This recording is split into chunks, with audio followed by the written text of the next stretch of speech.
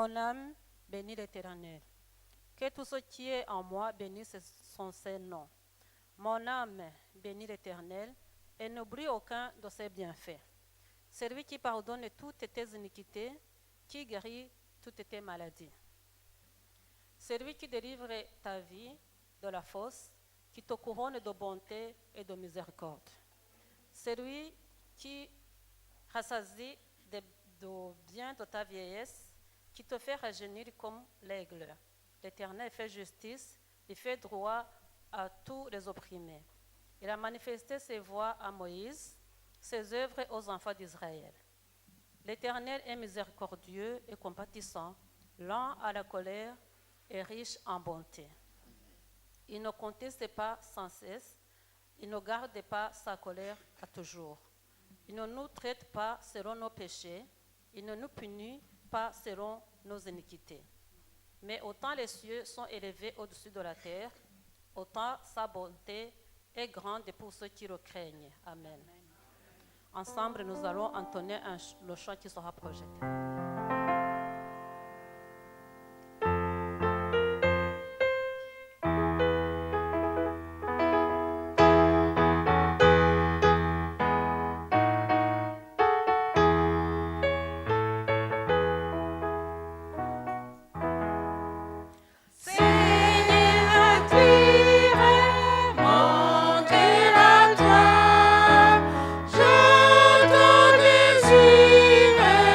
Tout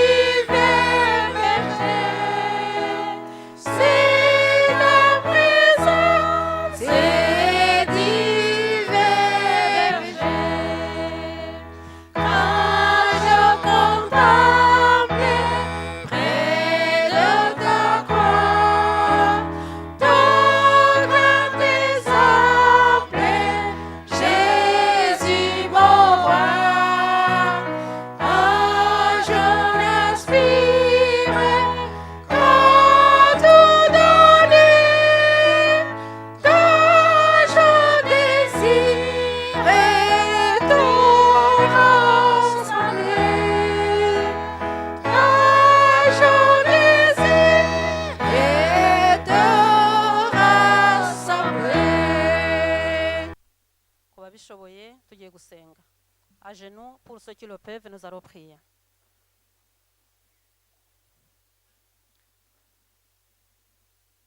Uwiteka Mana nziza, Mana muremyi w'isi n'ijuru n'inyanja n'ibirimo byose, Mana ivuga bikaba kandi Imana itegeka bigakomera, Imana itavuguruzwa kuko ukinga ntibakingure kandi wakingura ntihagire undi ukinga, Imana ifite ijambo rya nyuma ku kintu icyo ari cyo cyose mu isi, ko ari ufite ububasha n'ubushobozi, izina ryawe rihabwe icyubahiro Mana. Muri iki gitondo cyiza cy'umugisha cy'uyu munsi wera w'isabato wejeje ukawuha umugisha ukawutunganya ukawugira uwawe, abana batoya, abahungu n'abakobwa, ababyeyi n'abagabo, abakecuru n'abasaza, twese ducishwe bugufi imbere yawe ngo izina ryawe rishyirwe hejuru. Buri wese afite amashimwe mu mutima we kuko twese wadukoreye ibikomeye kandi turishimye. Mana nziza, hari abatambutse imbere yacu bamaze kugera ahashicekerwa, batagifitiye umwanya mwiza wo gushima, batagifite umwanya mwiza wo kuzamura amashimwe n'indirimbo ngo bakuririmbire, batagifite icyo bazi muri iyi si y'abazima. Nyamara twe twarenzwe, ntabwo ari uko twabarusha ubwiza, nta kintu cyiza cyose twakoze cyatumye turindwa, ahubwo ni amahirwe watwongereye n'uyu munsi watwongereye kugira ngo tubashe kuzamura amashimwe, kandi kugira ngo uyu munsi Mana ube nk'umunsi wa nyuma w'ubuzima bwacu, tubashe kuza imbere dusaba imbabazi. Mana, twaracumuye mu byo twavuze n'ibyo twakoze, twaracumuye mu byo twarebye, mu byo twariye, mu ko twambaye, ibintu byose twakoze twagucumuyeho ko nta cyiza umwana w'umuntu akora. Ariyo mpamvu yatumye tuzamuka muri uwo musozi wa Botanike Mana, muri inzu yitiriwe izina ryawe, ngo duce akabuge imbere yawe dusaba kubabarirwa n'amaraso y'umwami Yesu Kristo yamanukiye kugira ngo buri wese ahabwe ubugingo buhoraho. Niyo mpamvu aka kanya Mana turi imbere yawe mu bwiza bwawe, ngo wirengagiza gukiranirwa kwacu, wirengagiza amafuti yose watubonyeho. Aka kanya turebere mu maraso y'umwami Yesu, we kureba uko turi muri kamere yacu, ahubwo turebere muri kamere y'umwami wacu Yesu Kristo. Mwami mwiza, turi imbere yawe, aha ntahera. Niyo mpamvu dusabye Mwuka Wera kugira ngo abe muri twe, kandi imyuka yose y'abadayimoni hezwe mu izina rya Yesu, maze akanya k'ingenzi Mana uduhe gutega amatwi. Imitima yacu irashonje, imitima yacu iragukeneye, ariko nyamara wasezeranye ko uzaduhaza nituze imbere yawe. Uyu munsi tunejejwe no kuba hafi yawe muri iki gitondo, kuko tuzi ko tugiye kugaburirwa kandi tugahaga. Tugeze mu minsi ya nyuma, ubwo hari inzara, hari n'inyota, nyamara abisiga bakaba batabibona, ariko waduhishuriye ibanga binyuze muri Yesu Kristo. Niyo mpamvu akanya Mana ndagusabye kugira ngo uheze ikibi icyo ari cyo cyose n'icyatuma tutabasha kugaburirwa ngo duhage, maze ameza waduteguriye tubashe kuyavaho duhaze, kandi bitari by'uyu munsi gusa, ahubwo bibe igihe cyose cy'ubuzima bwacu Mana. Akanya rero sabiye iri teraniro riteraniye aha ngaha, umuntu wese akandikije ibirenge bye hano ngo umuhe umugisha. Umuntu waje acumbagira akaza adafite agatege ariko akaza hano kwa muganga, ndakwinze ku kiganza cyawe kimukora nk'uko Yesu yakoraga ku barwayi ku munsi w'isabato bagakira. Umuntu wose wakandikije ikirenge cye hano Mana asohokana umugisha. Sabiye abashyitsi baturimo baje hano bwa mbere, kugira ngo Uwiteka Mana ubagirire ubuntu, bagirire neza. Ukunda abashyitsi kandi ukunda abaza mu nzu yawe. Turabasabiye bose ngo abageze hano uyu munsi basohokane hano umugisha wawe Mwami, kandi n'imiryango yabo.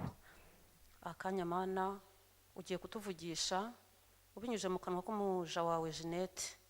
Mwami ishobora byose, sabiye Jeanette umugisha kugira ngo he kuba we, ahubwo habaye wowe muri we. Amagambo y'ubugingo waduteguriye agiye gukubera umuyobora akayavuga, ndakwinjiza Mana ngo yahe umugisha. Aya magambo y'imbuto itewe kandi ivomererwe na Mwuka Wera n'amaraso y'umwami Yesu, ikure yera imbuto nyinshi. Musabiranye umugisha n'umuryango we, aba ari umutware we n'abana be ndetse n'umuryango we munini, ngo bahe umugisha bose Mana muri aka kanya, kandi atari umugisha w'uyu munsi gusa, ahubwo ari umugisha ubaherekeza ubuzima bwabo bwose. Ndakwinjiza Mana, ubwo twese duteraniye imbere yawe, si twe twenyine, ahubwo hari n'amavi menshi agupfukamiye mu isi yose, mu nzu zawe hirya hino, ababwiriza, abantu bose wateganije kugira ngo umunsi bavuge ubutumwa, bose bakoze ikara ku munwa Mana, kuva ku mutoya uri bugire icyo akora kugeza ku mukuru, kandi n'abatega amatwi Mwami, ko mu ijambo ryawe bavuga ngo hahirwa n'abatega amatwi. Natwe ndakwinjiza ngo twe tugiye gutega amatwi, uduhane umugisha n'abagiye kutubwira ubanyuzemo. nuko rero kuko tutazi gusaba rimwe na rimwe tugasaba ntitugeze ku byo twakagombye kugezaho, twizera ko Mwuka Wera tunihira. Ndakwinginze ngo imirimo yose Mwuka Wera kutunihira nihira buri wese. Ndakwinginze kugira ngo ibisubizo byose utanga uduhe kubyakira, kandi uko twizeye ko ibyo dusabiwe na Mwuka Wera byose Yesu Kristo yemeye kubiduha binyuze mu izina rye. Niyo mpamvu dusenze twicishe bugufi ngo ubushake bwawe ari bwo bubaho, kandi kuri iri teraniro ryose mu izina rya Yesu.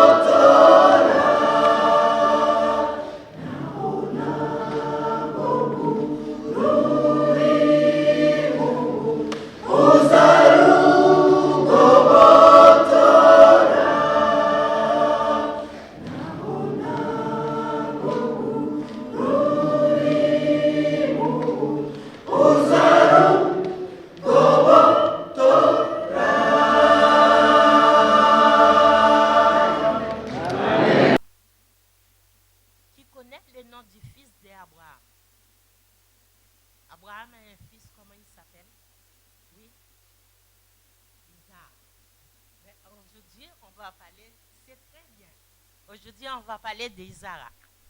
On va voir comment l'Éternel a fini de donner Isaac à Abraham et il a mis Abraham à l'épreuve. Vous connaissez qu'est-ce que ça veut dire l'épreuve? Hein? Vous ne connaissez pas? Tu connais? Ah, à l'épreuve, c'est parfois maman, il a mis quelque chose quelque part. Et il a dit, la personne qui a touché va punir. Et toi, tu as pris, ça veut dire, maman t'a mis à l'épreuve. Et toi, tu n'écoutes pas ce que ta mère a dit et tu as appris ça. Et maman t'a puni. Mais Abraham, c'est d'autres choses.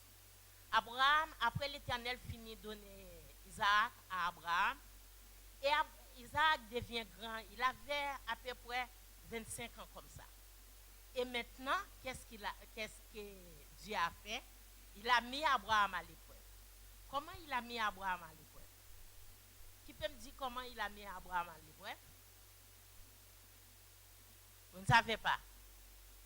Il a mis Abraham à l'épreuve. Il a dit à Abraham, voilà, je te demande de sacrifier votre fils. Les enfants, qui est entre vous?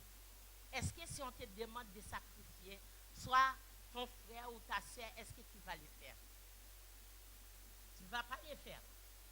Eh bien, tu sais qu'Abraham l'a fait? L'Éternel a demandé à Abraham d'aller sur le mont de Morija pour sacrifier Isaac. Isaac avait à peu près 25 ans. Mais Abraham était arrivé en âge à peu près 125 ans comme ça. Ça veut dire qu'il était très âgé. Mais qu'est-ce qu'il a fait? Quand l'Éternel l'a parlé, il a pris un âne, il a scellé, il a mis du bois, il a pris tout, et il a pris les 2 serviteurs avec lui. Pendant il marchait, pendant 3 jours, il marchait pour arriver à Morija. Mais quand Abraham arrivait à Morija, il a levé la tête là-haut comme ça. Il a vu là où l'Éternel l'a dit de sacrifier son fils. Qu'est-ce qu'il a fait? Il a pris les bois qu'il avait pris, il a chargé ça sur l'épaule de son fils. Il a pris le couteau, il a pris le feu, et pendant ce temps, il marchait, lui et son fils. Il a dit au serviteur de rester ici avec l'âne, on va prier là-haut, on retourne. Est-ce qu'Abraham allait prier vraiment? Abraham allait sacrifier son fils parce que l'Éternel l'avait demandé. Et quand il marche avec Isaac, et pendant ce temps, Isaac dit, Père, il a dit, mais voici mon fils. Il a dit, tu as le bras, tu as le couteau, tu as le feu, où est le bélier que tu vas sacrifier? Qu'est-ce qu'Abraham a répondu? Dieu pourvoira. C'est parce qu'il avait confiance en Dieu, il avait la foi, il avait confiance en Dieu. C'est pour ça qu'il dit Dieu pourvoira. Quand il est arrivé dans le lieu, il devait sacrifier Isaac. Qu'est-ce qu'il a fait? Il a dressé un autel et après il a fini de dresser l'autel, il a arrangé les bois. Et maintenant, vous voyez, Isaac a à peu près 25 ans et Abraham a 125 ans. Est-ce que si tu as 25 ans, ton père a 125 ans, tu allais lui laisser lier, ça veut dire amarrer les pieds. Il prend la corde, il tourne dans les pieds. Il prend la corde, il tourne dans les bras. Et il a mis Isaac directement sur l'autel. Est-ce que tu allais laisser ton papa ou ton grand-père te faire ça, les enfants? Non, tu n'allais pas laisser. Parce que tu allais dire qu'est-ce que tu fais, tu allais faire la force avec lui. Mais Isaac, il avait resté doucement. Il a laissé son papa lier le pied, lier la main et le mis couché sur l'autel. Et pendant, il lève la main pour piquer Isaac. Et un ange du ciel est apparu, il dit, Abraham, Abraham. Il dit, mais voici. Il a répondu, mais voici. Et pendant ce temps, l'ange a dit, n'approche pas la main sur l'enfant. Et Abraham, il est resté étonné parce que c'est l'Éternel qui l'avait demandé de sacrifier l'enfant.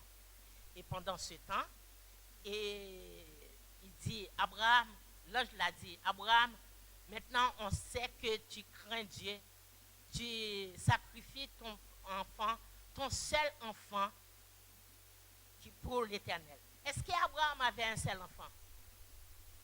Réfléchis bien les enfants, parce qu'on a déjà vu cette histoire. Est-ce qu'Abraham a déjà un seul enfant?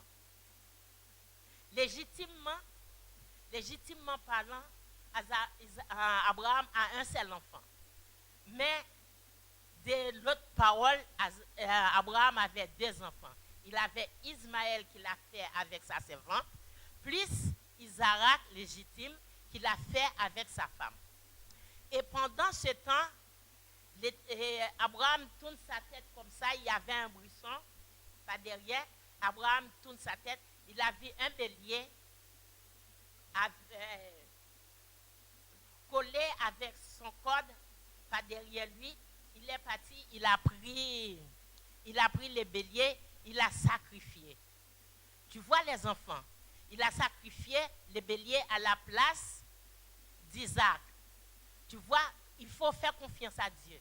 Nous aussi, nous, on peut mettre l'Éternel à l'épreuve. Quand on met l'Éternel à l'épreuve, il nous écoute. J'ai une semaine, je ne pouvais pas lever un pied.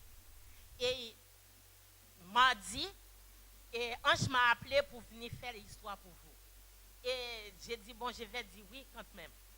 J'ai dit oui, mais je ne pouvais pas monter les marches. Je traîne pour monter les marches, pour descendre les marches. Je descends sur les fesses. Et hier, j'ai dit, l'Éternel, c'est quoi? Demain, je dois faire l'histoire pour les enfants. Et je ne peux pas lever, je ne peux pas s'asseoir. Qu'est-ce que je dois faire? Et je voulais appeler Ange pour dire non, je ne peux pas. Et il y a une idée qui m'a dit non, tu vas y aller. Et hier soir, je monte les marches en tâtonnant. Ce matin, quand je me suis levée, puisque j'avais demandé à l'Éternel que je viens à l'église pour faire votre histoire, il m'a donné le pied pour venir. Tu vois, nous aussi, on peut mettre l'Éternel à l'épreuve, il va nous répondre. C'est comme l'Éternel, quand il nous a mis à l'épreuve aussi, quand l'Éternel vous met à l'épreuve, c'est quand vous êtes malade. Vous voyez, vous êtes très très malade. Et vous dites à l'Éternel, s'il vous plaît, Père, si tu m'as guéri, je vais te donner quelque chose. Mais quand vous êtes guéri, il faut donner ce que tu as dit à l'Éternel que tu vas lui donner. Tout ça, c'est l'épreuve de l'Éternel. Vous comprenez, les enfants? C'est comme ça, nous aussi, on doit mettre notre confiance en l'Éternel et mettre notre foi au dehors. Comme ça, Dieu va vous bénir. Bon sabbat, que Dieu vous bénisse. Yesu ashimwe. Que Jésus soit loué. Sabato nziza. Bon sabbat à tous. Umunsi w'umunezero. Murikiriza nk'aho isabato ibishye pe. Isabato nziza. Umunsi w'umunezero ntiwumva.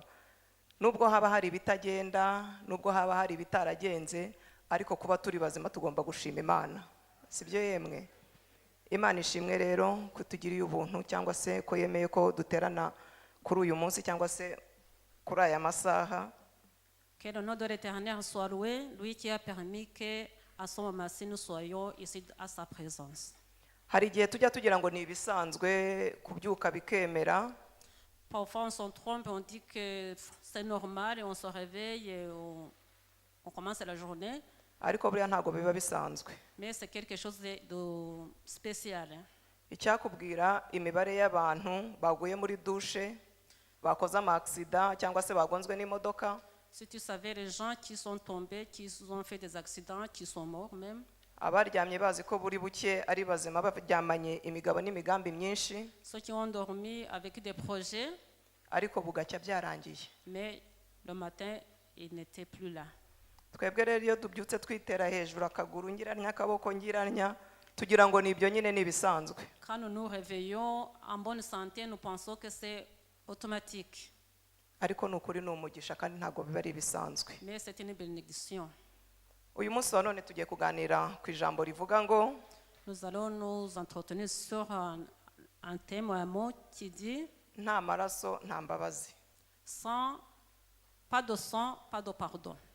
Nyuma y'isaka mu mudugudu ngarutse ngo itangazo rivuga ngo ntago ndi bukubaza aho ugeze usaka ariko nje kukubwira ngo nta maraso nta mbabazi. Après la prédication passée, je ne vais pas te poser la question là où tu es né, mais aujourd'hui je te dis que pas de sang, pas de pardon. Tujyane mu gitabo cyo kuva igice cyaho cya 12 duhereye ku murongo wa 5 tugere kuri 13. Nous allons prendre nos Bibles. Exode 12, de 5 à 13. Ndasoma nihuse, ndasoma mu Kinyarwanda. Je vais lire en Kinyarwanda. Umwana w'intama wanyu cyangwa umwana w'ihene ntuzagire inenge uzabisekuru mitaramara umwaka. Muzawukure mu ntama cyangwa mu ihene, muzawurindiriza umunsi wa 14 w'uku kwezi, iteraniro ryose ry'Abisirayeli bazawubikire nimugoroba 7. Bazende ku maraso bayasige ku nkomanizo zombi no mu ruhamo rw'umuryango by'amazu bawuririyemo. Muri iryo joro bazarya inyama zawo zokeje, bazazirisha imitsima idasembuwe, bazazirishe n'imboga zisharira, nimuzazirye mbisi cyangwa zitetse keretse zokeje. Igihanga cyawo n'iminono yawo n'ibyo mu nda byawo, ntimuzagire icyo musiga ngo kirare, iziraye muzazose. 11 uko bari ko muzazirya mukenyeye, mukwesa inkweto, mwitwaje inkoni, muzazirye vuba vuba. Iyo niyo Pasika y'Uwiteka. Wakwibaza ngo ko tumaze iminsi twiga ibyigisho by'ishuri ryo ku isabato byavugaga ku gitabo cyo Kuva, ni iyihe mpamvu kandi twongeye kugaruka kuri iki gitabo? Turabiganiraho. Reka dusenga Imana. Mana, uri Imana igira neza, ushobora byose kandi urahambaye, uri Data wa twese mwiza kandi uri umukozi w'umuhanga, uri Ndiho, uri El Shaddai, izina ryawe nirishyirwe hejuru. Nyaguhora ku ngoma Imana rero waturaritse, wadutumiye abahungu n'abakobwa bawe ngo tuze kumva icyo ushaka kuvugana n'imitima yacu uyu munsi. Turakwinginze ngo ufungure amatwi y'imitima yacu tubashe kukumva ndetse tubashe kukubona mu bundi buryo. Aya masaha Jeanette abure wowe ugaragare kuko uri Imana, ndetse mutanga bugingo nge ntacyo mfite cyahumuriza imitima y'ubwoko bwawe, ariko wowe ujya upfundura ikiganza cyawe kimwe ugahaza ibihumeka byose. Ngaho ngwino uvugane natwe rero, uganze kandi utegeke, ni ukuri iri jambo ritubere impamba rizatugeza mu bwambi bwawe. Ni mu izina rya Yesu Kristo dusenze twizeye, amen. Menya ko nzaba ndi hano kuri iyi tariki cyangwa se uyu munsi. Quand j'ai été averti que je serai ici pour la prédication, Nabimenye ku itariki 12 z'ukwa gatandatu. je l'ai su le 12 juin.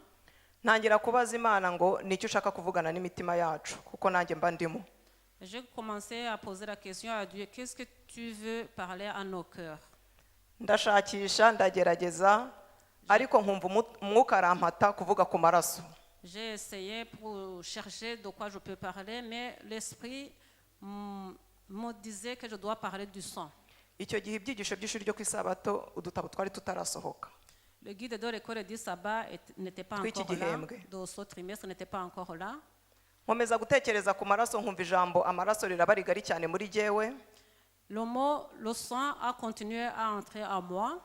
Ntangazwa nuko ku itariki 12 z'ukwezi kwa karindwi, donc hashize ukwezi, Et un mois après, le 12 juillet, j'ai été nibwo étonnée. utu dutabo tw'ibyigisho by'ishuri ryo ku isabato twatugezeho hano. C'est le jour où le guide de l'école du sabbat est arrivé ici. Twaje muri icyo cyumweru cya Roduze, Et ariko hano muri eglise twebwe tutufata mu ntoki, nadufashe mu ntoki ku itariki 12 z'ukwa karindwi. moi, j'ai reçu ces guides le 12 juillet ici dans l'église. Ntangazwa no kubona rero handitseho ngo igitabo cy'iki cyo Kuva ari byo tugiye kwigaho. J'ai été étonnée quand j'ai lu que le guide de l'école du sabbat est tiré du livre d'Exode que nous allons parler maintenant. Mwibuke ko nari maze ukwezi numva ijambo amaraso rigaruka muri njyewe, ndetse Mwuka Wera anyohereza reka mbivuge gutyo mu gitabo cyo Kuva igice cya 11 na 12. Rappelez-vous que ça faisait un mois que le Saint-Esprit m'inspirait à parler du sang. Maze kubona ko tugiye kumara igihembwe cyose twiga ku gitabo cyo Kuva, Quand j'ai remarqué que tout le trimestre, nous allons nous entretenir sur le livre d'Exode, naravuze nti oya nta mpamvu, n'ubundi tugiye kubyiga mu byigisho by'ishuri ryo ku isabato, tuzajya duhora tubyiga, nicyo gitabo tugiye kwiga, nta mpamvu ndabihindura, ndashaka ikindi cyigisho. je me suis dit, ça ne vaut pas la peine parce que tout le trimestre, on va parler que de ça, je vais chercher un autre thème. Mw'abantu mwe naragerageje biranga. J'ai essayé, ça n'a pas été. Niruka muri Bibiliya, reka nkoresha iryo jambo, J'ai parcouru toute la Bible, ngerageza guhunga igitabo cyo Kuva kuko twari tugiye kwiga n'ubundi mu byigisho. j'ai essayé de mettre de côté le livre d'Exode parce que je savais qu'on va déjà étudier ce livre. Ngerageza mu bindi bitabo J'ai essayé de ntibyavamo. regarder dans tous les autres livres, mais ça n'a pas été. Numva rero cyangwa se mpatwa ko ngomba kuguma n'ubundi muri icyo gitabo, twabyiga twabisubiramo, ntacyo bitwaye, nta n'icyo byangije. Le Saint-Esprit m'a convaincu que je dois rester dans le livre d'Exode, même si nous allons nous entretenir sur ce livre. Ariko nkomeza gusenga Imana mbaza ngo niki gituma ibi bintu byongeye kwisubiramo, kandi noneho ikigeretseho buriya mwebwe nubwo mubyumvise uyu munsi, ariko mutekereze ko nge nabyumvise inshuro zirenze izo ngizo. Et dans mon cœur, j'ai continué à me poser la question, pourquoi ce livre est là, pourquoi ce livre? Natangiye gutegura nyine ngo makuru ku cyigisho nari natangiye gutegura. J'ai commencé à préparer ma prédication. ikintu cyantangaje kandi kinyemeza ko ntagomba guhindura cyangwa se ngo njye ku ruhande y'icyo nari nateguye Ce qui m'a étonné et qui a confirmé que je ne devais pas changer de sujet que j'avais préparé, ni uko ku itariki ya mbere z'ukwa munani hari ku wa nyuma c'est que le 1er août, c'était un vendredi, umwanya tugira wo gusubiramo ibyigisho nimugoroba by'ishuri ryo ku isabato abajya baboneka kuri Zoom. le temps que nous prenons pour réviser le guide de l'école du sabbat de la semaine sur le Zoom. icyigisho cyavugaga ku gitabo cyo kuva 11 na 12 hafi aho cyangwa se givuga ku maraso cyangwa se kuri pasika ni njye wacyigishije. Le thème, le sujet qui parlait du sang ou de la Pâque, c'est moi qui ai dirigé cette étude-là. Biragenda bihura n'ubundi cyangwa se bigwa n'ubundi muri bya bindi nari ndimo ntegura. Et ça rejoint le sujet que je préparais pour la prédication. Ndavuga nti Imana hari ikishaka kuri jyewe ariko hari n'ikishaka kuri twebwe twese. Je me suis dit, Seigneur, il y a quelque chose que tu veux sur moi et sur toute l'assemblée. Ibi mbivuze kugira ngo mutagira ngo nuko bagasuku cyangwa se gushaka gusubiramo cyangwa se kopikore niyo mpamvu. Je vous le dis ça pour vous montrer que, pour que vous ne, enfin, certains ne disent pas que peut-être j'ai copié tout ce qu'on venait de voir, il y a une raison. Ako kari akanyuzemo. Ça c'est Nta maraso rero nta mbabazi. pas de sang, pas de pardon. Abisirayeli bamaze kuvunwa cyangwa se kurembywa n'uburetwa bakoreshwaga muri Egiputa. Quand le peuple d'Israël était fatigué de la servitude, Ngo baratatse bari bababaye. Twarabyize. ils gémissaient, ils ont crié. Umubabaro wabo waragiye uba mwinshi babakoresheje imirimo ivunanye imirimo igoranye bigera ubwo bumva hari birenze igipimo cyangwa se bibarenze barataka. Leur souffrance était tellement énorme jusqu'à ce qu'ils n'arrivaient plus à se porter, ils ont crié. Bamaze gutaka ya Mana y'impuhwe n'imbabazi ngo irabumva. Quand ils ont crié, Dieu les a entendus. Ngo gutaka kwabo ngo kwarazamutse kugera ku Mana. Leur cri a monté jusqu'au ciel. Mu gitabo cyo kuva igice cyawo cya kabiri uhereye nko ku murongo wa 23 tukagera kuri 25 ntago masoma ariko haravuga ngo ndavuga mu magambo make haravuga ngo Imana yumva Abisirayeli ngo imenye uko bameze. Dans le livre d'Exode chapitre 2 verset 23, Dieu dit qu'il a entendu leurs souffrances, il a saisi leur état. Bivuga ngo baratatse bari bababaye gutaka kwabo kuragenda kugera ku Mana. Imana nayo ntago yabaye indorerezi mu mbabarire gukoresha iryo jambo yumva gutaka kwabo ngo imenye uko bameze. Leurs gémissements et leurs cris ont monté jusqu'au trône du Seigneur. Aho yariri rero Et Dieu, dans son imaze kubumva trône, il a entendu. ngo yibuka isezerano yagiranye na Aburahamu na Isaka na Yakobo. Et le Seigneur se souvient de l'alliance qu'il a établie avec Abraham, Isaac et Jacob. Iyo dusomye mu gitabo cy'itangiriro igice cya 15 umurongo wa 18 no mu tangiriro 17:7 ntago mpasoma cyane ntago matinda cyane aho ngaho tuhabona iyo 20 cyangwa se ayo maverse ibyo bice byombi tuhabona isezerano Imana yagiranye na Aburahamu. Hari igihe tuvuga ngo amasezerano ariko ntitumenye mu by'ukuri isezerano yari yaragiranye nabo. En Genèse 15, verset 18, là on trouve une alliance que Dieu avait établie avec Abraham. Et Genèse 17. Et Genèse 17 aussi, 15 et 17. Hasi twakomeza hasi mu itangiriro 17:19 na 26 na 24. Twakomeza hasi mu gitabo cy'itangiriro 17 na 19.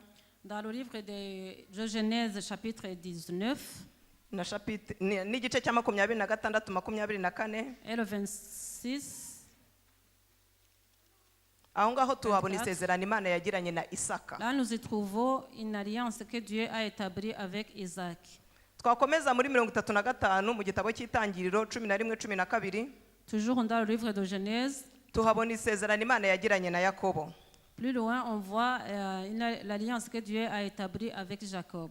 Reka yenda iyo mirongo nyisome nihuse cyane. Je peux lire ces versets isezerano imana yagiranye na Aburahamu ryaravugaga ngo kuri uwo munsi Uwiteka asezerana na Aburahamu isezerano ati urubyaro rwawe nduhaye iki gihugu uhereye ku ruzi rwa Egiputa ukageza ku ruzi runini ari rwo Ufurate. Undi murongo, kandi nzakomeza isezerano ryanjye nawe n'urubyaro rwawe ruzakurikiraho rigeze ibihe byose ribe isezerano rihoraho kugira ngo nkubere Imana wowe n'urubyaro rwawe ruzakurikiraho. Isezerano rya Isaka, Imana iramusubiza iti ahubwo Sara umugore wawe niwe uzabyara umuhungu uzamwita Isaka, nanjye nzakomeza isezerano ryanjye nawe ngo ribere urubyaro ruzakurikiraho isezerano ridashira. Uwiteka amubonekera iryo joro aramubwira ati ndi Imana ya so Aburahamu, ntutinye kuko uri kumwe nanjye, kandi nzaguha umugisha ngwize urubyaro rwawe ngirire umugaragu wanjye Aburahamu. Twihuse gato hasi, Itangiriro 35, 11 na 12, Imana iramubwira iti ndi Imana ishobora byose, wororoka ugwire, ishyanga n'iteraniro ry'amoko bizagukomokaho, abami bazamukomoka mu rukiryi rwawe, kandi igihugu nahaye Aburahamu na Isaka nzakiguha nawe n'urubyaro rwawe ruzakurikiraho nzarugiha. Amaverse yari yavuze kandi bagiye bayadushyiriraho atandukanye. Aya masezerano rero y'aba bagabo batatu Aburahamu, Isaka na Yakobo ni Imana yibutse igihe Abisirayeli batakaga bari muri Egiputa barembejwe n'uburetwa. Imana yibuka ibyo yagiye ivugana n'aba bagabo kuko ari Imana y'amasezerano cyangwa se Imana itica amasezerano. Imaze kubyibuka kandi yibuka ko bari mu gihugu cy'amahanga batari mu gihugu yabasezeranije, yururukira gutabara cyangwa se yururukira gukora. Ici la parole de Dieu nous dit que Dieu se souvient des alliances qu'il a fait, qu'il a établies entre Abraham, Isaac et Jacob, et il est descendu pour sauver ou délivrer son peuple. Imaze kubyibuka rero, Quand Dieu s'est souvenu de ça, yarururutse nyine nk'uko tubivuze irakora. il est descendu pour agir. Ibyago 9 byateye muri Egiputa Et les 9 plaies qui ont frappé l'Égypte, ntago byigeze bigera ku Bisirayeli.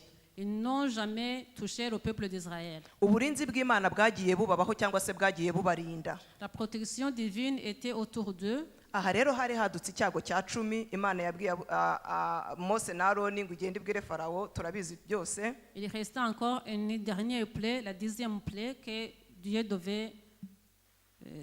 devait frapper l'Égypte. Ariko Imana imaze kubabwira iby'icyago cya 10 cyarebanaga cyangwa se cyavugaga ku gupfa kw'imfura n'uburiza bw'amatungo. Quand Dieu a annoncé la 10e plaie qui concernait la mort des premiers-nés,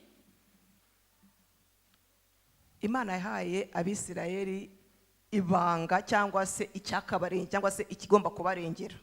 Dieu a fixé ou a mis en place un principe de protection pour le peuple d'Israël. Yabahaye amabwiriza bagombaga gukurikiza kugira ngo bakire icyo cyago. Il a donné des prescriptions qu'ils devaient respecter pour être échappés. Ayo mabwiriza yari ayangaya murayasoma ni mu Kuva 11 muri 11 no muri 12 hose abonekamo. Ces prescriptions se trouvent en Exode chapitre 11 et 12. Twanabisomye. Umwana w'intama w'ihene utagira inenge, iryo ryari ibwirizwa rya mbere. Irya kabiri, isekurume itaramara umwaka. Premièrement, c'était un agneau sans défaut ou un chevreau sans défaut. Isekurume itaramara umwaka. Qui est âgé d'un an.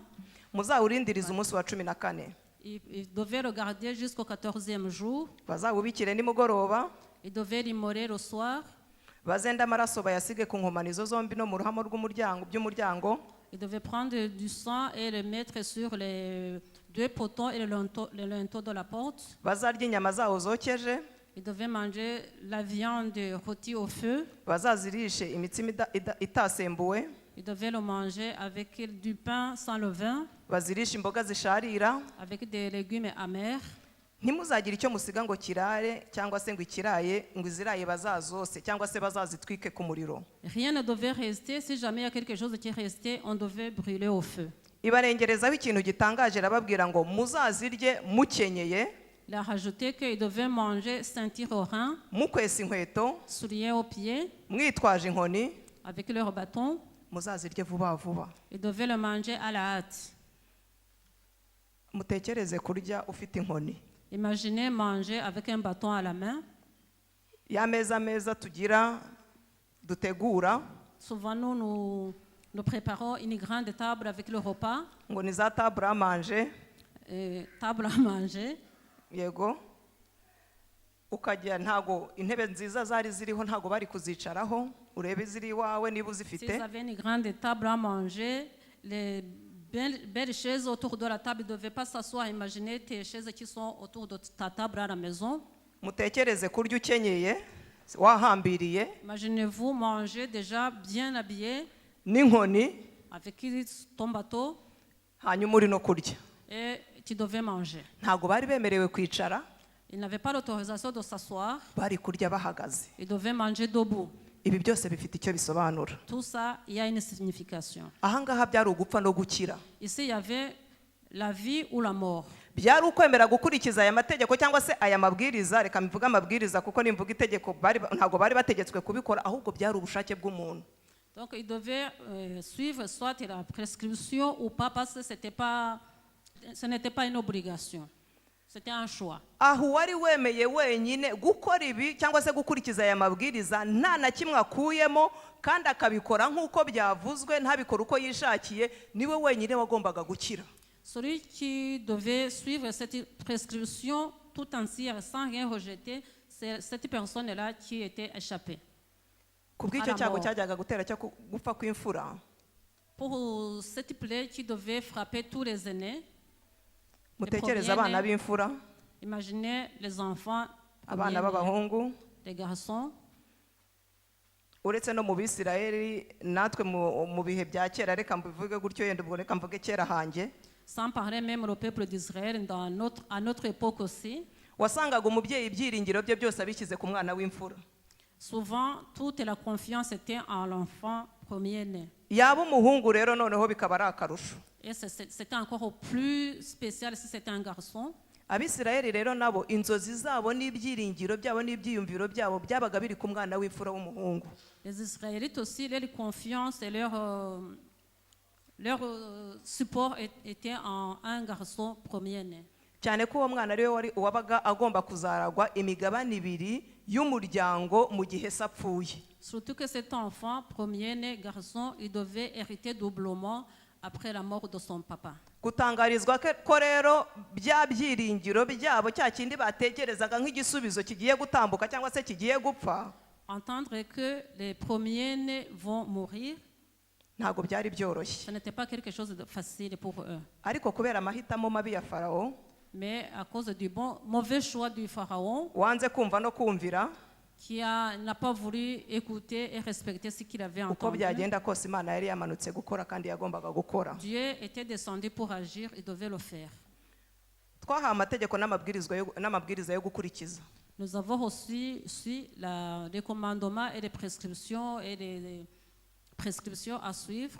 Njye nawe twarize, Toi et moi, nous avons déjà étudié, twarigishijwe, nous avons appris, twarabwiwe nous avons entendu des choses mu ndirimbo, à travers les chants, mu babwiriza batandukanye, à travers les différents prédicateurs. ariko uyu munsi wa none buri wese yishyire ku munzani arebe aho ahagaze mu buryo bw'umwuka. Alors, chacun peut se mettre sur une balance pour voir où il en est dans son état spirituel. Uzirikane ko amahitamo mabi ya Farawo hagiyemo n'inzirakarengane. Rappelez-vous que le mauvais choix de Pharaon a pris aussi les innocents. Bagabo beza Imana yaduhaye rero buriya, Nos hommes que Dieu nous a donnés, ndavuga abagabo bari hano, les hommes qui sont ici, les hommes présents ici, muri abakuru cyangwa se muri abatware b'imiryango yanyu. vous êtes des chefs de foyer, de vos foyers. Amahitamo yanyu meza Votre bon choix agira ingaruka nziza ku babakomokaho. a de bonnes conséquences sur vos familles. Amahitamo yanyu mabi Votre mauvais choix agira ingaruka mbi ku a babakomokaho. aussi de mauvaises conséquences sur votre descendant ou vos foyers. Buri wese rero yisuzume arebe ko niba ari umutware koko utwaye neza cyangwa se utwaye nka Farawo. Que chacun puisse s'examiner pour voir si c'est un bon chef de famille ou s'il est comme le pharaon. Hari igihe tubisoma gutya bigarangirira mu magambo no mu nyuguti, Parfois, nous lisons et ça reste dans les écrits. ariko mwa bagabo mwe mugiye mutekereza cyangwa se muzirikanye cyangwa se mwuka wera bafunguye amaso mukareba inshingano mwikoreye. Mais, chef de famille ici présent, si le Saint-Esprit ouvrirait vos yeux pour voir vos responsabilités, Mwava mu binyamakuru no kuri telefone na politike ahubwo mukongera ibihe byo gusenga mu mbabarire. vous mettrez de côté tout ce qui est politique, tout ce qui est journal, tout ce qui est mondain et vous preniez le temps de prier. Mwa bagore mwe nidusohoka mu mbabarire mumbe hafi. Vos femmes, soyez à côté de moi à la sortie. Mufite inshingano zikomeye zo kudushyira ku murongo, reka nkoresha iryo jambo, ari twe bivuga ngo mutwaye urugo. Vous avez une grande responsabilité pour votre foyer. Farawo yahisemo nabi, Pharaon, il a pris un mauvais choix, ari urugo rwe, que ce soit son foyer ari n'igihugu, et tout son pays, byose bijya mu kangaratete cyangwa se bijya mu bibazo. et tout le pays a reçu ou a subi de mauvaises conséquences à cause de lui. Ushobora kuvuga ngo nta mugabo mfite ninjye kizigenza mu rugo n'iki, ariko uko byagenda kose inshingano niba ari wowe mukuru mu rugo, uba umusore ushobora kubana n'abavandimwe bawe. Tu peux dire, je suis seule à la maison, je n'ai pas de chef, donc je suis libre. Mais si tu es toi seul le responsable là où tu es, Amahitamo yawe azagira ingaruka uko byagenda kose, ari amahitamo meza cyangwa se amahitamo tes mabi. choix auront des conséquences bonnes ou mauvaises. Aya mabwiriza rero Abisirayeli bari bahawe bagombaga kuyakurikiza. Umwana w'ihene cyangwa se w'intama udafite inenge uzira ubusembwa. Ces prescriptions données aux Israélites, ils devaient être respectées scrupuleusement. Un agneau ou un chevreau sans défaut. Uyu mwana yashushanyaga Kristo wari kuzapfa azize ibyaha n'ibicumuro byacu, ari umusore utagira inenge. Cet agneau représentait Jésus-Christ qui sera crucifié jeune sans défaut. Aka kantu nkunda kukavugaho cyane, mujye mwihangana, njya mbizirikana, njya ndenga ibitekerezo cyangwa se njya ninjira mu yindi mitekerereze, reka mvuge gutyo, nkatekereza umwana w'umusore w'imyaka 30 bamukize ku karubanda.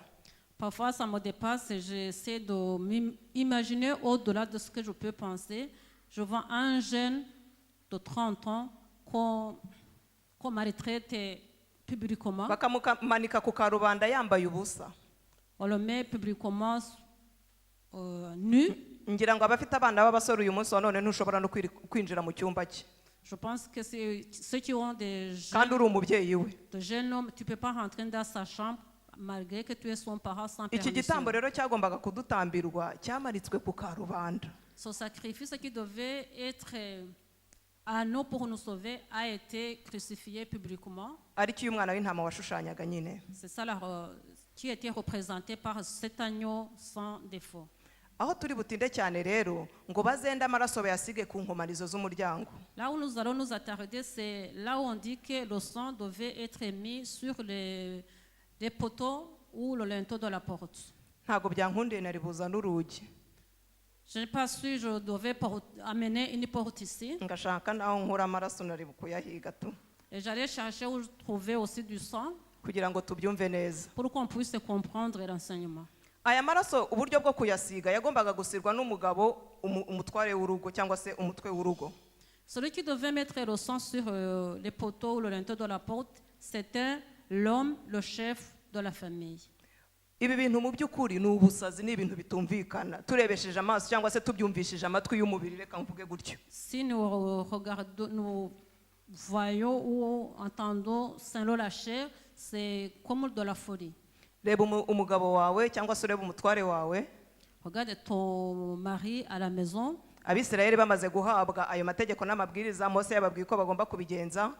Quand Moïse venait de transmettre les prescriptions, comment on va faire? Bari bamaze iminsi mu gikorwa cyo gutoranya ya ntama na ya hene itagira inenge. Ça faisait longtemps, ils étaient en train de choisir l'agneau sans défaut. Umunsi wari ugeze rero wo gutamba igitambo nyirizina. C'était le jour même à l'heure de sacrifier. Cyangwa se wo kubaga ya ntama cyangwa se ya hene. C'était le jour J d'abattre cet agneau ou ce chevreau. Ntago ngira uwo mvuga mu izina atagira unkubita, ariko utekereza umugabo ari muri wa amanura azamuka asiga amaraso ku rugi, asiga ahangaha, abagore twese duhagaze dukurikiye n'abana twese twifashe gutya tureba. Je ne vais pas citer un nom, mais imaginez un homme qui est en train de mettre le sang sur les linteaux ou les poteaux. Les femmes et les enfants, ils sont en train d'observer. mu by'ukuri ni ubusazi. On dirait que c'est la folie. mwibuke ko kuri aba bagabo harimo abagabo bakomeye ba Mose bari bakomeye bari baranditse amazina muri Egiputa. Souvenez-vous que parmi ces hommes, il y avait des hommes forts qui ont fait l'histoire de Moïse. Amapeti n'amadiplome n'ibiki byose bashyize hasi ubundi bajya ku nzugi barasiga. Leur diplôme et leur considération, ils ont déposé à côté, ils ont commencé à mettre le sang sur les linteaux. Ibyatumaga baba abantu bakomeye byose bafashije hasi bumvira itegeko Imana yabahaye. Ceux qui les mettaient en valeur comme les hommes de considération, ils ont mis de côté, ils ont écouté et obéi à la prescription. Ndareba utwana twose tureba dutya tuti noneho papa si ugusara yasara. J'imagine les enfants qui regardaient papa prendre le sang et mettre sur le linteau et disaient papa, qu'est-ce qu'il fait Ndareba là? umugore umeze nkandese simbizi utumvira kandi utubavuga atariko noneho Stefano yasara. J'imagine une femme qui regarde son mari et dit, mon Dieu, maintenant il est devenu fou. Bivuga ngo abagore bashoboraga kubabera ibigusha bakababwira batariko namwe musarire hirya iyo mujye gusarira mu miryango yanyu. Peut-être que ces hommes-là pouvaient ne pas être soutenus par les femmes et pouvaient être rejetés par les proches, leurs femmes et les enfants. Ariko abagombaga gushyira hamwe nk'umuryango. Mais ceux qui devraient être écartés, ils devaient se mettre ensemble comme bakumvira famille. amabwiriza bahawe badaciye ku ruhande. Ils devaient obéir à la prescription qu'ils ont reçue sans rien laisser. Amaraso barayasize ntibayasize. Est-ce que le sang a été mis sur les poteaux ou pas? Navuze ngo byari ugupfa no gukira. Uwashakaga gukira kwakira imbabazi z'Imana cyangwa se uburinzi yagombaga kuyasiga, yagombaga kubikora nta na kimwe akuyemo adaciye ku ruhande. C'était question de vivre ou de mourir. Donc celui qui voulait être sauvé, il devait faire tout ce que Dieu a ordonné sans rien mettre de côté. Bivuga ngo bagombaga kumvira batagiye muri ntawamenya ese birashoboka oya. Il devait obéir sans se poser des questions. Cyane ko bari bamaze kubona ibyago 9 byari bitambutse babona ko nta mikino. Surtout qu'ils avaient déjà assisté aux 9 plaies qui venaient de frapper l'Égypte. Ils voyaient que c'était pas, il fallait pas jouer. Bivuga ngo baravuze uko byagenda kose niba yavuze bigomba gukoreka imfura zirapfa. Voilà, ils ont dit, si Dieu a dit, il a dit, on doit le faire. Et si la plaie doit frapper le pays, il doit frapper les premiers-nés. Barayasize kandi bayasiga nta na kimwe bakuyeho. Ils ont mis le sang sur les poteaux et le linteau sans rien omettre. Uyu munsi rero naje kukubwira ngo nta maraso nta mbabazi. Aujourd'hui, je viens pour te dire que pas de sang, pas de pardon. Abatarayasize byagenze gute? Ceux qui n'ont pas mis le sang sur les poteaux, qu'est-ce qui s'est passé? Abemeye kuyasiga byagenze gute? Ceux qui ont accepté de mettre le sang, qu'est-ce qui s'est passé? Barakize. Ils ont été sauvés. Uyu munsi wa none amaraso ya Kristo cya gitambo twavuze. Aujourd'hui, le sang de Jésus-Christ, le sacrifice que nous avons parlé, Wa mwana w'intama. l'agneau.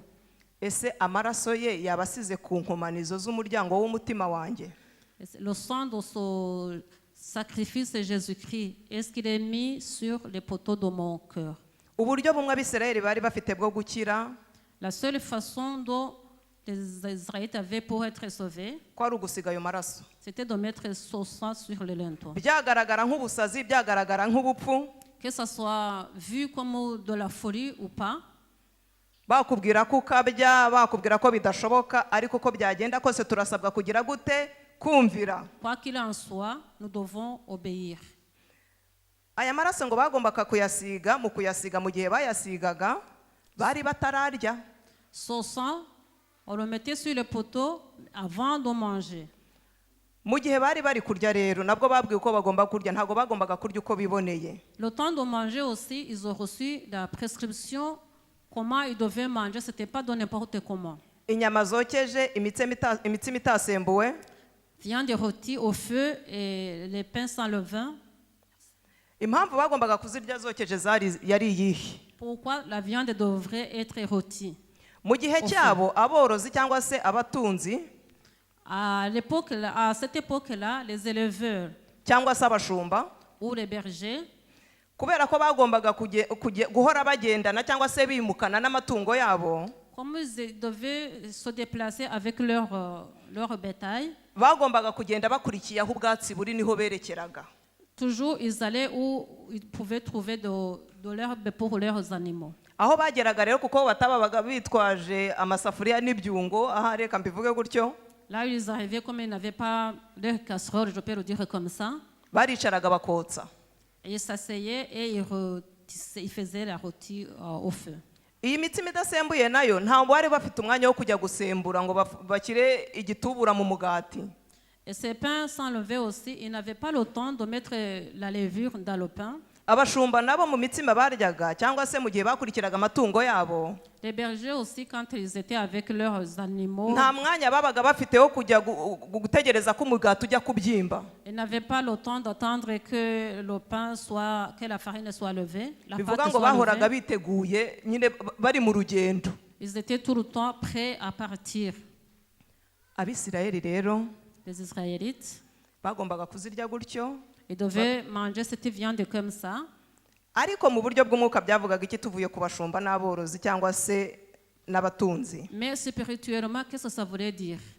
Inyama zokeje ntago waba witegura urugendo ngo ujye gushaka ibirungo, tungurusumu n'ibitunguru ujye gukata byose ujye kurundanya na bya bindi byose turundamo, ngo kandi witeguye ko hari icyago kigiye kuba. Amakuru bari bayafite, bagomba kurya vuba vuba cyangwa se huti huti kugira ngo bahite bafatira aho bagende. Parce qu'ils n'avaient pas le temps de chercher tous les ingrédients pour préparer la viande, sachant qu'il y avait une prêt qui allait frapper, ils devaient manger à la hâte pour partir. Cyane ko ubwo bagombaga guhaguruka bagiye, iyo bajya gutindiganya muri ibyo byose, Farawo yashoboraga kubakurikira bataragera gute, bataragera aho bagomba kujya. Surtout que Pharaon aussi pouvait les poursuivre et les attraper avant d'arriver là où ils devaient être. Imitsima idasembuye. Les pains sans levain. Uyu mutsima udasembuye nawo ari ikimenyetso cya Kristo uzira inenge. Ce pain sans levain aussi, c'est une image ou bien c'est une représentation de Jésus-Christ. Umusemburo uyu munsi wa none cyangwa se no mu gihe cyabo, kuko Imana yabivugaga ariko ari ikigereranyo cy'ibizaba. La levure, aujourd'hui ou à l'époque, parce que Dieu l'utilisait comme symbole des choses qui à nawe venir, ushushanya ibyaha. il représente aussi les péchés. Imboga zisharira. Les légumes amers. Nasomye ubusobanuro bwa Bibiliya nsangamo ngo hari izitwaga endive, shikori. J'ai lu dans l'explication de la Bible, on disait qu'il y avait des chicones, des endives dans le pays, n'izindi mboga zashariraga. et d'autres légumes qui étaient amers. Mwibuke ko bagombaga kujya bahora babizirikana uko biziza Pasika, bagombaga guhora babikora. Rappelez-vous que cette pratique devait être répétée chaque fois dans leur vie. Kurya imboga zisharira ku munsi mukuru Manger des légumes amers pour la fête. kwari ukugira ngo bahore bazirikana ukuntu uburetwa bwabavunnye, bwabagoye, bwabarijije cyangwa se bwabashaririye. C'était un message qui devait les rappeler qu'à l'époque, ils ont été maltraités, ils ont souffert. Bityo bitume bazirikana icyatuma basubira mu buretwa cyose. Comme ça, ils devaient se rappeler toujours de quelque chose qui pourrait les faire retourner dans la servitude. Kristo rero we gitambo kitambwe rimwe gusa ari nawe Pasika yacu. Christ est le seul sacrifice qui est venu pour une fois et qui est toujours notre sacrifice. Ntago dusabwa kumuzirikana rimwe gusa cyangwa se kumwibuka rimwe gusa. Nous ne devons pas nous souvenir de lui juste une fois. Ahubwo uko dutekereje aho twavuye cyangwa se ibyo yadukoreye, Et quand nous nous rappelons de ce qu'il a fait pour nous dans le passé, twakagombye guhora dusenga ngo Mana uzandinde kugwa cyangwa gusubira inyuma. notre prière devrait être: Seigneur, aide-moi à ne pas retourner en arrière. Twihuse igihe cyarageze marayika aratambuka cyangwa se marayika murimbuzi. Alors l'ange destructeur, donc le temps est venu, l'ange destructeur est passé. Marayika ushinzwe gushyira mu bikorwa uburakari bw'Imana. L'ange qui devait exécuter la colère de Dieu. Tubigendemo uko dushaka, Quand nous fassions tout ce qu'on veut, tubyitwaremo uko dushaka, nous pouvons faire comme nous voulons. ariko imbabazi ku Bisirayeli zari zirangiye icyo gihe, natwe tuzirikane ko zitazahoraho. Mais à cette époque-là, quand l'ange est passé, la miséricorde était finie pour les Israélites. bakoze uko bagombaga gukora, marayika aratambuka, abisirayeli barakira, abanyegiputa imfura zabo ziratambuka, nuko barahaguruka baragenda. Ils ont observé la prescription, ils ont fait tout ce qu'ils devaient faire, ils ont été sauvés et la plaie a frappé les Égyptiens et les Israélites sont partis. Ikintu cyantangaje rero, Ce qui m'a étonné, ngo mu gihe bahagurutse bagiye, quand ils sont partis, Farawo amaze kuvuga ati, abwiye Mose na Aroni ati, nimumbabarire mumvire ahangaha n'abantu banyu.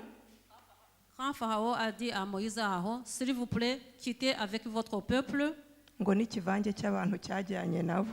il y a aussi une multitude des Égyptiens qui est partie avec eux. Cy'amahanga atandukanye. De différentes nations, une multitude de différentes nations a suivi les Israélites. Ngo igiki? Igiki? Une multitude de nations. Kiravuga ati, aba bantu iwabo twarabibonye ibyabo, bahora bakira, bo ntibagerwaho. Et ils se sont dit peut-être que ce peuple-là, c'est un peuple béni, il n'y a rien qui arrive à eux. Kubitendekaho no kubizirikaho harimo gukira tu. On pense que peut-être aller avec eux, ça ne serait pas une mauvaise idée. Nimugoroba twanabonye basiga amaraso ntawamenya. On a vu hier soir, ils ont mis le sang sur les portes. On ne sait jamais. Ubwo bagereka natwe tujyane nabo. Nous aussi, nous allons les suivre. Barashoreye barajyana. Ils sont partis avec eux. Babakurikira atari abantu bahindutse bemeye gukurikira Imana yabo. Ils les ont suivis pas parce qu'ils ont été convaincus à suivre leur Dieu, mais Nko guhurura gusa. c'était juste partir avec eux parce qu'ils n'étaient pas convaincus. Kugira ngo barebe ko bikirira. C'était pour juste voir s'ils peuvent aussi être sauvés. Nasomye mu gitabo cy'abakurambere n'abahanuzi. J'ai lu dans le livre des patriarches et prophètes. Nsanga ngo abo bantu bakomeje kubera ikigusha Abisirayeli. Cette multitude a été toujours une pierre d'achoppement pour les Israélites. Kuko babakurikiye batemera Imana yabo. Ils ont suivi sans accepter leur Dieu. Babakurikira badahamanya nabo gukora ibyo bagiye gukora. Ils n'ont pas suivi parce qu'ils allaient faire ce que les Israélites devraient faire, non. Ariko baravuga bati dushobora gukira. Mais ils ont dit, on ne sait jamais, nous aussi, on peut être sauvés. Uzi ko dushobora tugaterana neza ariko turi kumwe n'ibivange. Vous savez que nous pouvons faire une assemblée, mais avec une multitude de gens. Uzi ko muri korali hashobora kubamo ibivange. Vous savez que dans une chorale, on peut trouver une multitude de différentes personnes. Akavuga ati, nabonye baririmba neza, sometimes bajya banambara neza. Tu peux te dire, oui, en tout cas, cette chorale chante bien et ils se sont bien habillés. Agahaguruka nawe akavuga ati, ariko nanjye ndashaka ko munyakira muri korali. Et la personne dit, moi aussi, je vais intégrer la chorale. Kuko twamwibeshyeho rero tubona rwose nta kibazo, tuti rwose turakwakiriye. Et nous, comme nous, on voit ce qui est visible, nous pouvons accueillir la personne. Agahaguruka akaza akaririmba neza. La personne peut venir bien chanter. Ibintu bikagenda neza n'izindi nshingano akazikora. Elle peut chanter et aussi faire les autres responsabilités aussi. Uzi ko ikivange cyaba muri diakona. Vous savez qu'une multitude peut être dans le diaconat. Kikavuga kiti, mbona abadiyakoni rwose nta ribi ryabo. On peut se dire, et je vois que le département de diaconat, kuko azinduka, c'est bien, et j'arrive ici tôt. Kuko tubona ari imico myiza. Comme on voit qu'il a une bonne conduite. Imana ikabyemera ko tumutora. Et Dieu peut accepter qu'on vote pour la personne. Bibiliya bivuga neza ngo nzahagarara ku bitugu by'abanyabyaha mbwiriza ubwoko bwanjye. La Bible dit que je me tiendrai sur les épaules pour prêcher mon peuple. Iri jambo naritinzeho rirantangaza. Je me suis attardée sur ce mot, j'étais étonnée. Ibi bivange byabakurikiye, mwibuka ko bitari byasize amaraso ku nkomanizo. N'oubliez pas que cette multitude n'avait pas mis le sang sur leurs poteaux ou leurs portes. Bari basize ibi bivange, byari bisize bene wabo barimo bashyingura. Et ces gens-là, quand ils sont partis, leurs proches étaient en train d'enterrer. Igihugu cyose cyari cyacuze umuborogo. Tout le pays était en pleurs.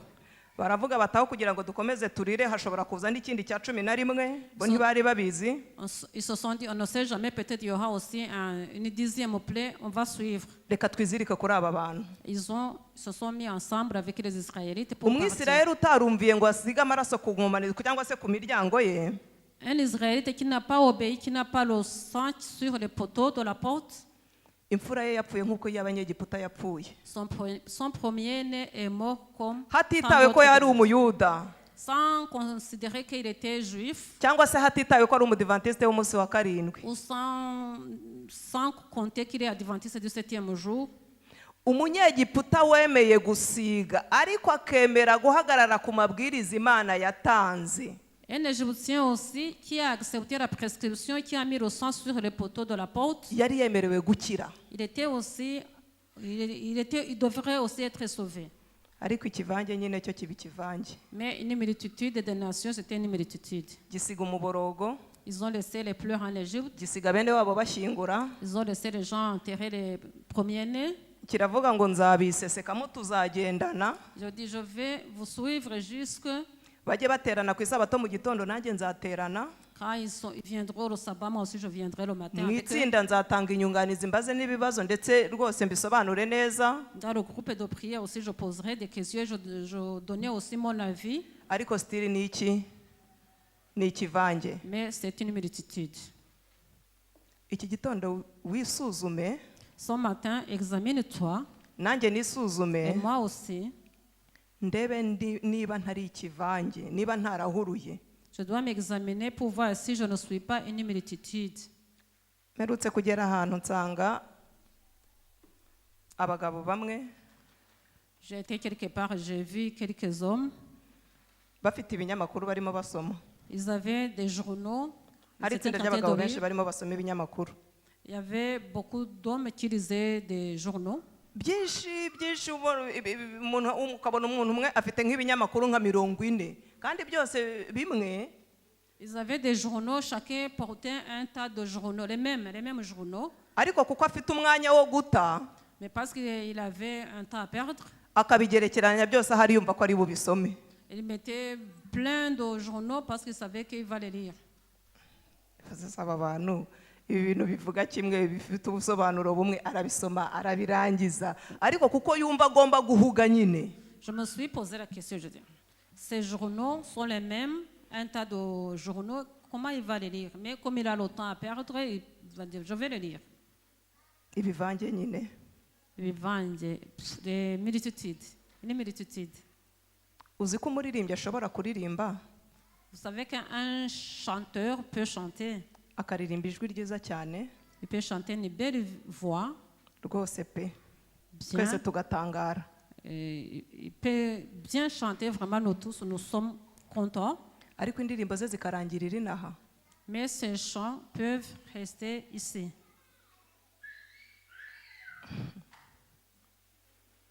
Ugasanga no mu bitabo by'itorero, ugasanga mu bitabo by'ijuru ntaho yanditse, ariko mu by'itorero rwose amazina ye yose yuzuyemo atatu cyangwa menshi nk'ayishoka. Il peut ne pas être inscrit dans le livre du ciel, mais dans le livre de l'Église, tous ces noms sont mentionnés. Son amour maze kuturirimbira indirimbo ivuga ngo amaraso y'umucunguzi. Son amour vient de nous interpréter un chant qui parle du sang du Sauveur. Iyi ndirimbo ntago nigeze mbasaba kuyiririmba. Je n'ai pas demandé à chanter ce chant. Bateguriye mu ruhande rwabo, nanjye ntegurira mu ruhande rwanjye. Ils ont préparé un chant dans leur coin, moi aussi dans mon coin, je préparais la prédication. Bateguye indirimbo yavugaga amaraso, iragenda yiyongera kuri bya bindi byose natangiye mbabwira. Quand j'ai su qu'ils ont préparé un chant qui parle du sang de Jésus-Christ, c'est encore un élément qui s'est rajouté sur ce que je vous ai déjà raconté. Ariko byaba bibabaje baturirimbiye indirimbo nziza nk'iyi cyangwa se turirimbye indirimbo nziza nk'iyi, Ça serait dommage de chanter un bon chant comme celui-ci. tukavuga ko amaraso ya Kristo ariyo yoza ibyaha. Nous prêchons que le sang de Jésus-Christ purifie les péchés. Twebwe twicaye tukumva tukanafashwa, Et nous qui sommes ici assis et nous sommes bien nourris spirituellement, ariko ugasanga ari ibivange. mais dans cette chorale, peut-être c'est une multitude. Cyangwa indirimbo zabo cyangwa se zacu zikazarangirira inaha. Ou bien c'est nos chants, juste ils sont ici dans l'église et c'est fini, c'est fini par ici. N'urugero ntanze kugira ngo hatagirira abandi mvuga bikaba ikibazo. C'est un exemple que je donne comme ça. Uzi ko umubwiriza ashobora kubwiriza agahagarara neza akavuga Imana neza. Vous savez qu'un prédicateur peut se tenir devant le peuple et bien parler de Dieu. tugafashwa Et nous sommes convaincus, nous sommes bien nourris spirituellement. ariko atanditse mu bitabo byo mu ijuru. Mais ce prédicateur n'est pas inscrit dans le livre du ciel. Agahagarara hano yaba umubwiriza cyangwa se korari akamera nk'icyapa kimanitse hariya hepfo ku muryango ngo proxy dereze ni hano, kikatwereka aho tugana, aho proxy iherereye cyangwa se aho kororayiti iri ni ahangaha, ariko cyo kikaguma gihagaze hahandi. Vous savez qu'il peut se tenir ici devant pour nous montrer le chemin à suivre comme un Agahagarara panneau hano qui montre le chemin, mais akavuga ko kuri aeroport ari hariya, il peut se tenir ici devant, il va dire que l'aéroport est par là, ariko akaguma aho yari ari. mais lui, il reste ici, il ne bouge pas.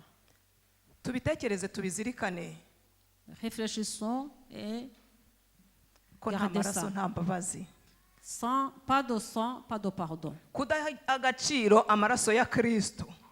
Le fait de ne pas donner la valeur juste au sang de Jésus-Christ, Wabwiriza neza, wabwiriza ute, korari yahitinga yatwika ku mugani wa babandi, ariko idaha agaciro amaraso ya Kristo, ntacyo byaba bivuze.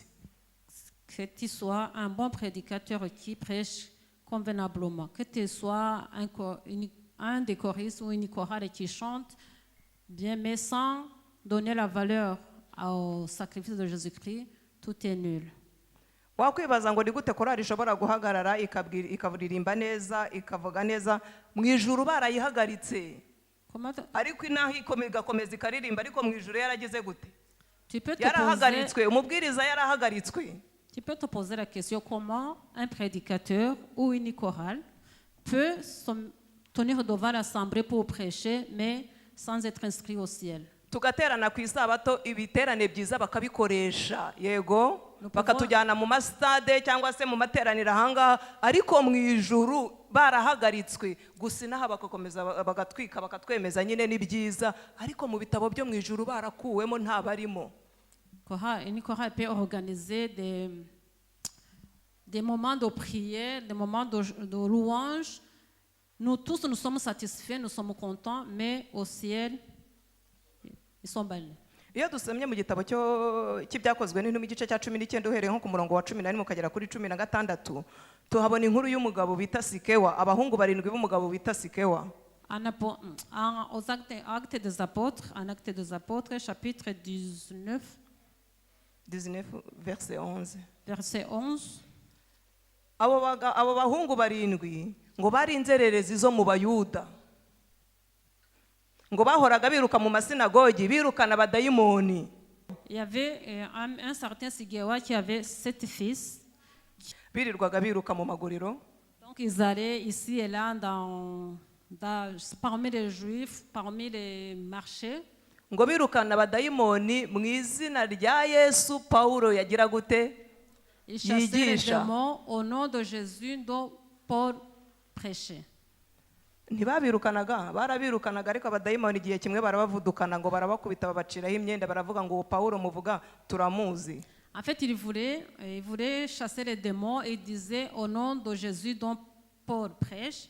Mais un jour, les démons, ils ont été résistants et ils ont frappé.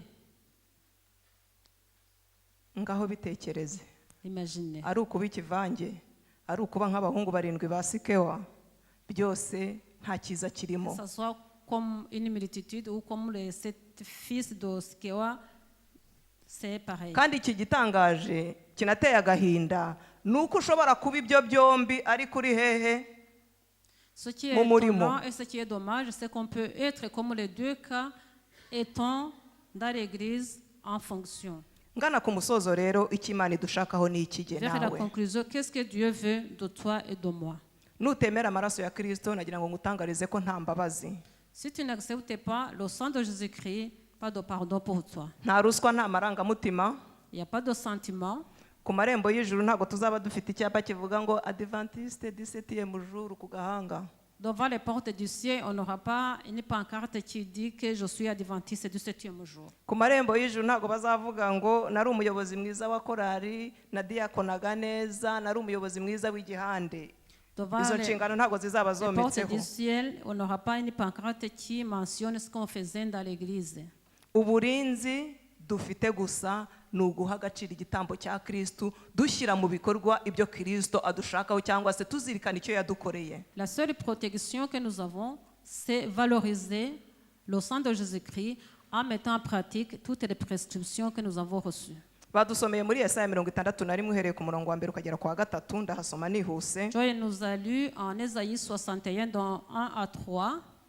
Haravuga ngo umwuka w'umwami Imana ari kuri jye, kuko Uwiteka yansize amavuta ngo mbwirize abagwaneza ubutumwa bwiza. Yantumye kuvura abafite imvune mu mitima, no kumenyesha imbohe ko zibohowe, no gukingurira abari mu nzu y'imbohe. Kandi yantumye no kumenyesha abantu umwaka w'imbabazi z'Uwiteka, n'umunsi Imana yacu izahoreraho inzigo, no guhoza abarira bose. Yantumye no gushyiriraho itegeko ab'i Siyoni barira, ryo kubaha ikamba mu cyimbo cy'ivu n'amavuta yo kunezerwa mu cyimbo cy'ubwirabure, n'umwambaro w'ibyishimo mu cyimbo cy'umutima wihebye, kugira ngo bahereko bitwe ibiti byo gukiranuka byatewe n'Uwiteka ngo bimuheshe icyubahiro. Aya magambo izi mbohe zavugwaga n'ubundi zari Abisirayeli ubwo bari bakinyanyagiye bava hehe? Bava muri Egiputa. Ces captifs dont on parle ici, c'était le peuple d'Israël quand ils étaient encore dispersés ici et là dans le pays d'Égypte. Umunsi wo guhoreraho inzigo rero, le jour de vengeance, ni umunsi imbabazi ziba zigize gute cyangwa se zizaba zigize gute? Zirangiye. c'est le jour où la grâce sera finie. Ni umunsi wo kugerwaho n'uburakari bw'Imana ku bantu banze guha agaciro amaraso yande ya C'est le Kristo. jour où la colère de Dieu se versera sur les gens qui n'ont pas valorisé le sang de Jésus-Christ. Hatitaye ko wakoze ya mirimo yose myiza mu buryo butandukanye cyangwa se mu buryo bikoramo, Sans compter que tu as fait de bonnes œuvres dans l'église, hitawe gusa guha agaciro igitambo cya Kristo la seule condition c'est de valoriser le sacrifice du Christ no kwemera gusiga amaraso ku nkomanizo z'imiryango y'umutima wawe, et accepter de mettre le sang sur les poteaux de notre cœur. ukavuga ngo ibyo Kristo akunda nzabikunda, On te dit que ce que Christ aime, je vais aimer. ibyo yanga nzabyanga. Ce qu'il haït, je vais le haïr. Bitabaye igihe umunsi wo guhoreraho inzigo nuza, nanjye nzafana n'Abanyegiputa. Si c'est pas ça, le jour de la vengeance, quand il va arriver, moi aussi, je serai perdu comme les Muri Égyptiens. Samweli wa mbere 15 havuga inkuru igihe Imana yabwiraga Sawuli ngo yibutse uko abamareki bagiriye ubwoko bwabo ubwo bavaga muri Egiputa, ngo none nagende agire gute? Abarimbure. À 1 Samuel chapitre 15, Bivuga ngo imbabazi kubagiriye nabi cyangwa se kubahemukiye ubwoko bw'Imana, uko byagenda kose Imana izagira gute? Izahora. en 1 Samuel 15, et Dieu a dit à Saül d'aller venger le peuple qui avait mal agi vis-à-vis des Israélites pendant leur parcours.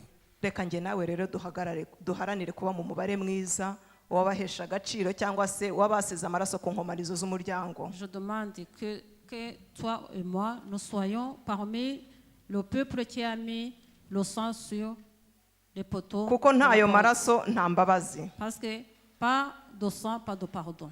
Ndasoreza mu gitabo mu Baroma igice cyaho cya 16 umurongo wa 19 ndahasoma nihuse. Pour terminer, on lit en Romains chapitre 16.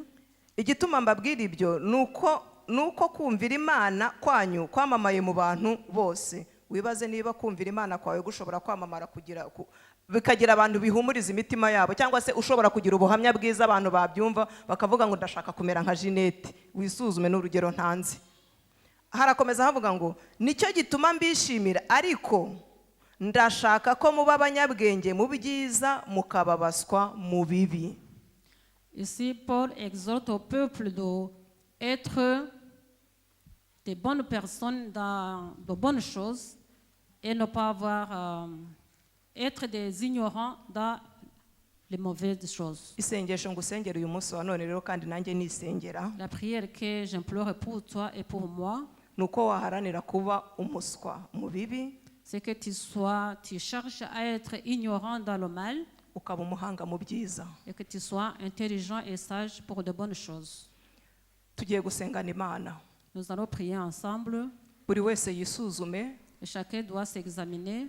arebe niba atari mu kivange, Regarde si tu n'es pas parmi une multitude. arebe niba atarimo nka ba bahungu ba Sikewa, Vois si tu n'es pas comme l'un des fils de ses fils de Skewa. arebe niba yarasize amaraso ya Kristo ari ku nkomanizo z'umuryango w'umutima we. Regarde si tu as mis le sang sur les poteaux de ton cœur. Aya magambo nyatekereza nayagarutseho cyane, Quand j'ai beaucoup réfléchi à ces mots, mbwira Imana ngo Mana uzandinde gutera waraza.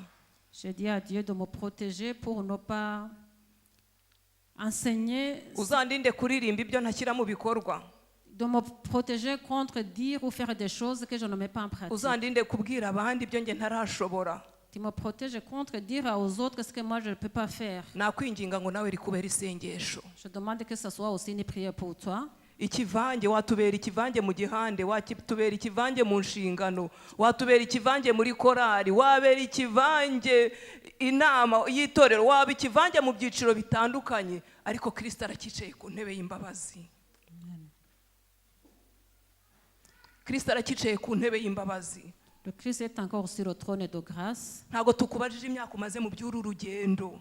Je ne demande pas combien d'années que tu as fait pendant ce parcours Wibuke ko iki spirituel. kivange cyari kibanye n'Abisirayeli imyaka igera kuri 430, ariko ntago bigize bizera Imana. N'oubliez pas que cette multitude était avec les Israélites pendant 430, mais ils n'ont jamais changé. Uyu munsi wa none sinzi aho uhagaze. Aujourd'hui, je ne sais pas où tu en es. Amapeti yawe ntago yakurengera. Toutes tes considérations de cette vie ne peut pas te sauver. Tugeze mu gihe dukeneye amaraso ya Kristo nk'uburinzi bw'imbabazi. Actuellement, nous avons besoin du sang de Jésus-Christ comme protecteur. Imbabazi za Kristo nizo dukeneye. Nous avons besoin de la grâce de Jésus-Christ. Bagabo mutahagaze mu nshingano zanyu ngo muba batware b'urugo bakwiriye, ngo musige amaraso ku nkomanizo z'imiryango y'umuryango wanyu. Kristo arakicaye ku ntebe y'imbabazi arababwiye ngo nimuze. Hommes qui n'avaient pas mis le sang sur les poteaux de votre famille, Jésus-Christ est encore sur le trône, il vous appelle. Abagore batahagaze mu nshingano ngo batanga uburere bukwiriye. Femmes, batazamuye ibiganza ngo bareke Kristo yicare ku ntebe y'ubuyobozi bw'imibereho yabo. Kristo arakicaye ku ntebe y'imbabazi, muve mu bibarangaza, tuve mu biturangaza. femmes qui n'avaient pas accepté ou fait les responsabilités qui vous incombent, Christ est encore sur le trône. Basore n'inkumi, Filles et garçons, iyo miryango yari Isirayeli yari irimo abasore n'inkumi, ariko bagombaga kumvira. les foyers des Israélites, dedans il y avait des filles et des garçons qui devaient obéir. Nge nawe Kristo aradushaka. Toi et moi, Christ nous cherche. Yicaye ku ntebe y'imbabazi. Il est encore sur le trône de grâce. Icyago cya nyuma kitaratera, Avant la dernière plaie, zamura ikiganza ubwire Kristo ngo ndi hano. lève ta main, tu dis à Christ, je suis ici, je Uvuge suis ngo là. ndatsinzwe. Je suis convaincu, Icara ku ntebe y'ubuyobozi bw'imibereho yanjye. mets-toi sur le trône de ma vie. Uwifuza ko dusengana yahaguruka. Celui qui souhaite prier avec nous, avec moi, il peut se lever.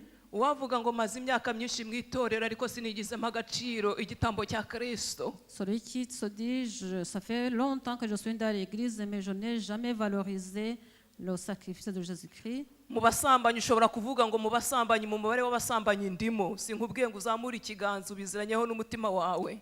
Tu te connais, tu sais, si tu es parmi les adultères, je ne te demande pas de Haba mu bagabo lever la cyangwa main, mu mais tu te bagore. connais, que ce soit parmi les hommes ou les femmes. Mu banyamatiku urabizi neza uza aho uhagaze guconga abandi, gucongesha abandi, gushyiramo abandi no kubavuga nabi.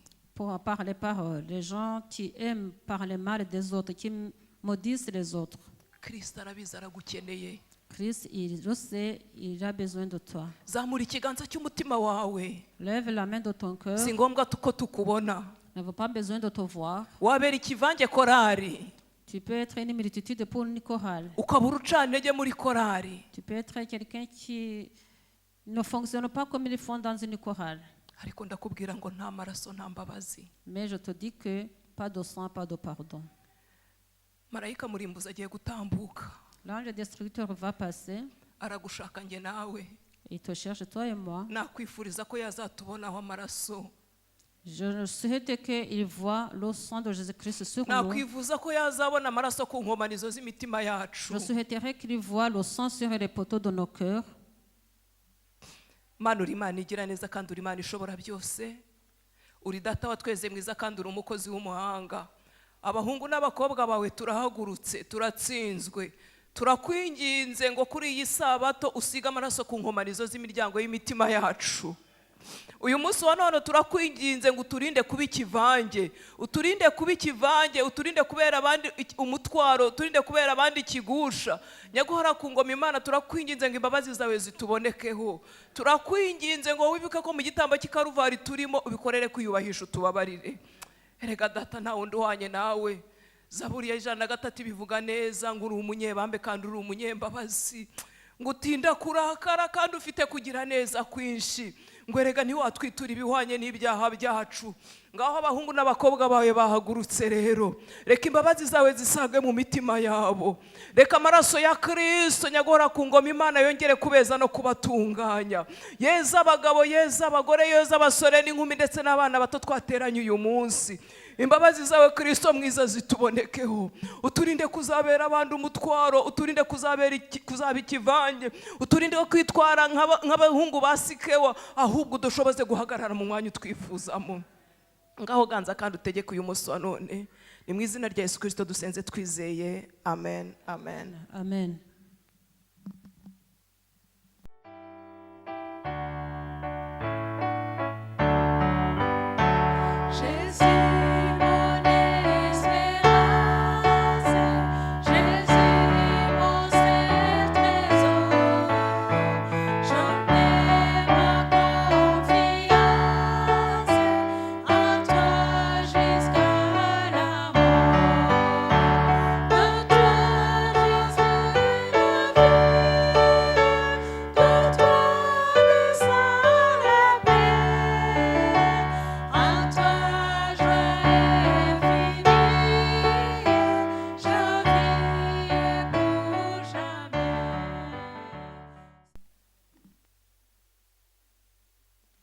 Recevons cette bénédiction telle qu'elle est écrite en Éphésiens chapitre 6, versets 23 et 24. Que la paix et la charité avec la foi soient données aux frères de la part de Dieu le Père et du Seigneur Jésus-Christ. Que la grâce soit avec tous ceux qui aiment notre Seigneur Jésus-Christ d'un amour inaltérable. Que le Seigneur nous accompagne tous et bon sabbat. Forte étendue la croix, au sens de la gloire, Jésus-Christ vous conduit de victoire à victoire, il est né qui le suit, la trompette résonne des